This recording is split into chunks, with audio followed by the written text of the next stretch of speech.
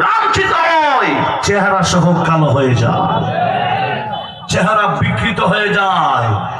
আর যাদের শান আমার নবী, যারা নবীর শান গায়, এদের সম্মান বেড়ে যায়। কথা বলুন ঠিক কিনা? আলা হযরত বলছেন, এই নবীর আশিকরা, তোমরাও যদি দাম বাড়াইতে চাও, জান যেটা আছে নবীর পক্ষে জান দিবা।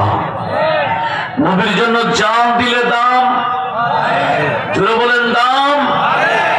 আলা হযরত বলেন, জান দে দো ওয়াদায়ে दीदार पर,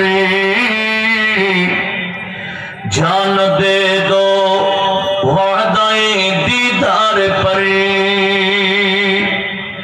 जान दे दो वादाए दीदार पर, जान दे दो वादाए दीदार पर,